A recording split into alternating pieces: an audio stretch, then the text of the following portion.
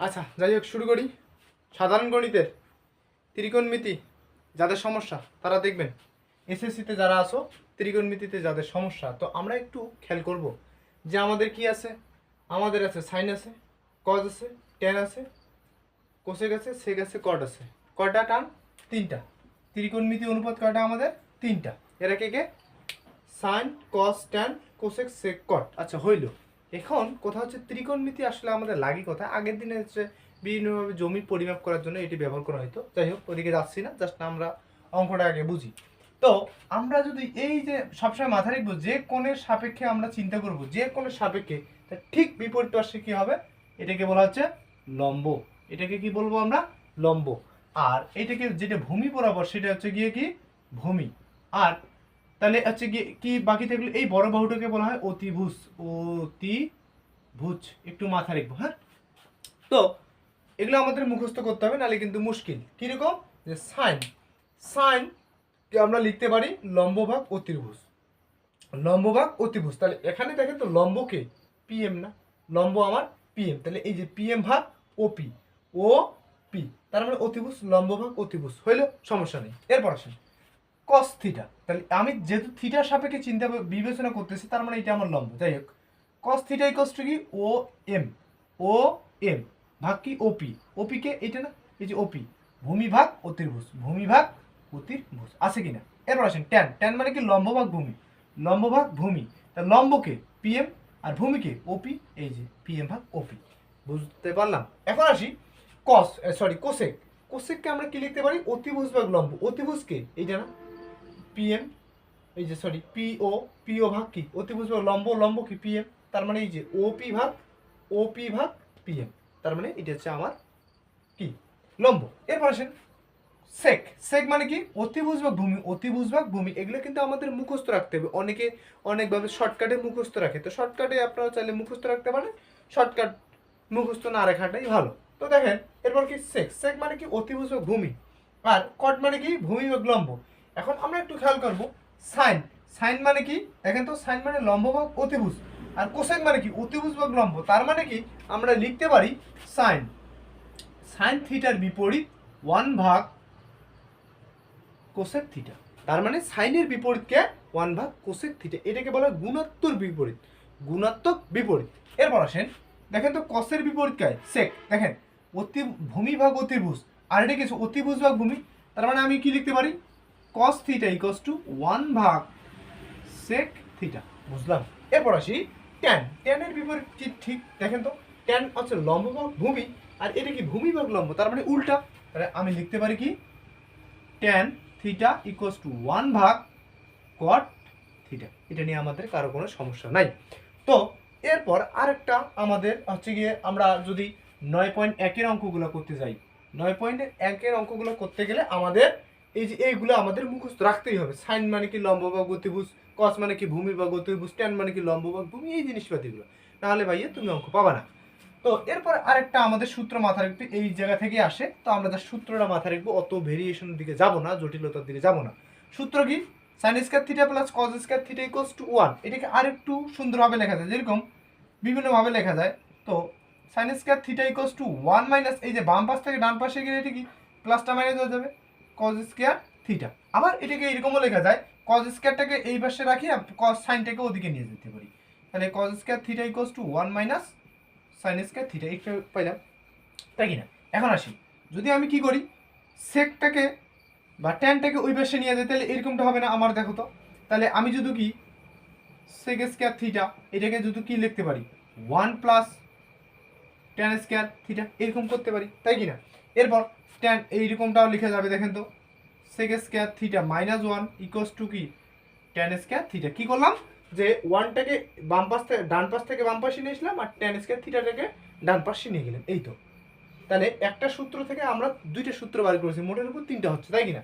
এরপর এইটাকেও সেম একই করা যাবে, যেরকম কি আমি এটা করতে পারি, যে হচ্ছে কি সিও cosec square theta equals to 1 plus cot square theta, তাই কিনা? এরপর এটাও করা যাবে, কীরকম? Cosec square theta minus 1 equals to cot square theta. এগুলো কিন্তু ভাই আমাদের মুখস্থ রাখতে হবে, যদি মুখস্থ না রাখি তাহলে কিন্তু আমাদের অঙ্কগুলোই হবে না। তো বইয়ে 1 থেকে 5 পর্যন্ত অঙ্কগুলো আছে, এগুলো অত ইম্পর্টেন্ট না, আসার মতো না। তো আমি একবেলায় তোমাদের বইয়ের অঙ্ক 6-এ যাচ্ছি, 6-এর অঙ্কগুলো থেকে আমরা স্টার্ট করব। আর যাদের হচ্ছে কি নিত্যান্ত 1 থেকে 5 পর্যন্ত লাগবে আমাকে একটু জানিয়ে কমেন্ট করবেন, তাহলে আমরা অবশ্যই আপনাদের অঙ্কগুলো করে দেবো। হ্যাঁ, তো আসি 6-এর 1 নম্বর অঙ্কটা। 6-এর 1 নম্বর অঙ্ক যেটা আছে আমার, তো এই অঙ্কের ক্ষেত্রে আমরা দেখব যে কি আছে আমার 1 ভাগ, সরি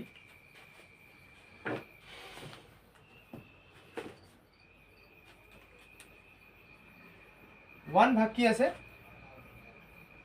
সেক স্কয়ার এ প্লাস 1 ভাগ কি কোসেক স্কয়ার। ঠিক আছে, কোসেক স্কয়ার ইকুয়ালস টু, আমাকে এটা প্রমাণ করতে হবে, 1টা আমাকে বাইর করতে হবে। তাহলে 1টা আমাকে যেমনি হোক বাইর করতে হবে। এখন আমি বুঝি তো ভাইয়া, তোমাকে আমি কিছুক্ষণ আগে লিখে দিলাম 1 ভাগ সেক স্কয়ার। এই যে দেখো তো 1 ভাগ সেক ইকুয়ালস টু কাকে লেখা যায়, কসকে লেখা যায়। এখন এটা যদি আমার স্কয়ার থাকে তার মানে এটাও আমি স্কয়ার দিব। কোনো সন্দেহ আছে? কোনো সন্দেহ থাকা যাবে না।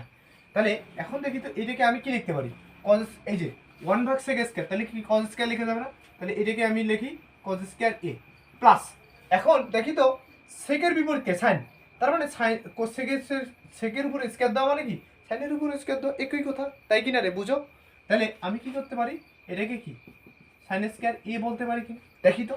তাহলে এখানে কজ স্কয়ারে সাইন স্কয়ার এ, দেখি তো এইটার সাথে একটু মিলাই, sine square theta plus cos square theta, আমার থিটার জায়গায় এ চলে আছে, কোনো সমস্যা নেই, কারণ এগুলো কোন হিসেবে থাকতেই পারে, কোন হিসেবে থাকতেই পারে।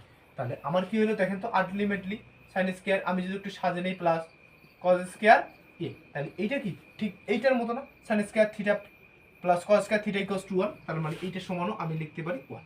এই আমার 1 নম্বর অঙ্ক শেষ।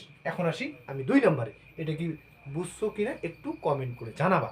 হ্যাঁ, আর আমার ক্লাসগুলো ভালো লাগতেছে কিনা জানাবা। তো এখন আসি 2 নম্বরে, কি আছে আমার 1 ভাগ কোসেক স্কয়ারে মাইনাস 1 ভাগ কট স্কয়ারে ইকুয়ালস টু, আমাকে কি বার করতে হবে 1 বার করতে হবে, যেমনি হয় 1 বার করতে হবে। ভাইয়া দেখো কোসেক স্কয়ারে, এই যে কোসেক স্কয়ার এ, দেখি তো এইটা যদি কি হয় এর বিপরীত হয়, তার মানে এর বিপরীতকে এইটা লিখে যাবে। দেখো তো আমি যদি লিখি যে কি এরকমটা, এরকম লেখা যাবে কি না, এই যে সেক থিটা ইকুয়ালস টু কি 1 ভাগ কস থিটা, এটা লিখে যাবে। আবার কট থিটার বিপরীতকায় 1 ভাগ ট্যান থিটা, এটা লিখে যাবে। আর এদিকে কোসেক থিটার বিপরীতে 1 ভাগ সাইন থিটাও লেখা যাবে, একটার অপরটার বিপরীত হিসেবে। তো এখন আমি কজ স্কয়ারকে আমি কি লিখতে পারি, দেখি তো, এই যে 1 ভাগ কজ স্কয়ারকে আমি সেক স্কয়ার লিখতে পারি কিনা, তাহলে আমি লিখব সেক স্কয়ার এ, লিখলাম মাইনাস মাইনাস দিলাম কট, এই যে দেখি কটের তাহলে ট্যান, এই যে কট থিটা ইকুয়ালস টু কি 1 ভাগ ট্যান, তাই কিনা, আছে কি আমার কট স্কয়ার থিটা, তার মানে কি কটের বিপরীত কেরা ট্যান, এই যে দেখি কটের মনে করছে কি বিপরীত কে ট্যান, তাহলে আমি কি লিখতে পারি ট্যান স্কয়ার এ। তাহলে এখনো একটু আমি সূত্রের দিকে তাকাবো, এই যে সেক স্কয়ার এ tan square, sec square minus tan square equals to 1, তার মানে কি আমার দেখেন তো সেক স্কয়ারে মাইনাস ট্যান স্কয়ারে ইকুয়ালস টু, আমি কি লিখতে পারি ডিরেক্ট 1। আমার অঙ্ক শেষ, বুঝতে পারতেছি। এরপর আসি আমরা যদি এই যে 3 নম্বর অঙ্কটা করি, তো কি আছে 1 ভাগ সাইন এ মাইনাস 1 ভাগ ট্যান স্কয়ার এ। এখন দেখি তো আমাকে 1 বাইর করতে হবে। তো দেখি আমি কোনোভাবে, এই যে দেখি তো যতগুলো আছে সাইনের সাথে ট্যানের কোনো সূত্র আছে এই জায়গাগুলোতে, কোথাও কিন্তু সাইনের সাথে ট্যানের কোনো সম্পর্ক নেই, কোনোই সম্পর্ক নাই। কিন্তু আর একটা জিনিস আমাকে বুঝতে হবে, এই যে tan theta equals two sine theta ভাগ কস থিটা, এই যে একটা সূত্র আছে। আর কট থিটা ইকুয়ালস টু আমি জানি কি কস থিটা ভাগ সাইন থিটা, এই সূত্রটা প্রয়োগ করা যায়।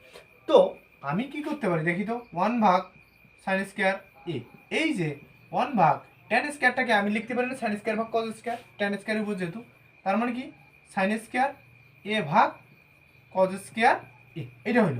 তো এখন আমি কি করতে পারি যে সাইন স্কয়ার এ, এখন যদি এই ভাগটাকে যদি আমি উল্টাই দিই, এই ওয়ানের নিচে কোনো কিছু নাই মানে কত আছে, ওয়ান আছে। আর এই যে এই ভাগটাকে যদি আমি গুণ করে দিই তাহলে কি হবে, কজ স্কোয়ার এ ভাগ সাইন স্কোয়ার এ হবে কিনা সেটা বলে নাকি, সরি এটা একটু মাইনাস হবে, তাই কিনা? তাহলে ওয়ানের সাথে কজ স্কোয়ার গুণ করা মানে কি কজ স্কোয়ার, আর ওয়ানের সাথে সাইন স্কোয়ার গুণ করা মানে কি সাইন স্কোয়ার।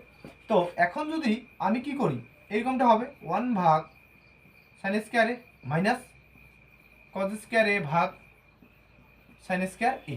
তাহলে দেখি তো সাইন স্কোয়ার আর সাইন স্কোয়ার যদি আমি কি করি লসাগু করি তাহলে কি সাইন স্কোয়ার এ। আর তাহলে এটা কি হবে ওয়ান মাইনাস, দেখো তো এটা ভাগ করলে ওয়ান, আর ওয়ানের সাথে ওয়ান গুণ করা মানে ওইটাই, তো সাইন আর সাইন ভাগ করলে ওয়ান, ওয়ানের সাথে কজ স্কোয়ার গুণ করা মানে কি এটা হবে কি না আমার কজ স্কোয়ার এ। তো এখন দেখি ওয়ান মাইনাস কজ স্কোয়ার, এই যে one minus cos square equal to কি লেখা যায় সাইন স্কোয়ার, বুঝি? তাহলে এখানে আমি লিখতে পারি সাইন স্কোয়ার এ ভাগ sine square, sorry sine square A. তাহলে সাইন স্কোয়ার যদি আমি উপরে নিচে ভাগ করি তার মানে আমার ফলাফল ওয়ান আসতেছে।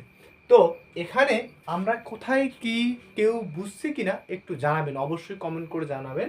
তো আর যদি ক্লাসটা ভালো লাগে অবশ্যই শেয়ার করে দেবেন। আর যেটা কথা সেটা হচ্ছে গিয়ে আমি ধাপে ধাপে সব ক্লাস দিব, একটু সাথে থাকবেন। ধন্যবাদ, আসসালামু আলাইকুম। কি খবর বাবুটা, ভালো আছো? হ্যাঁ।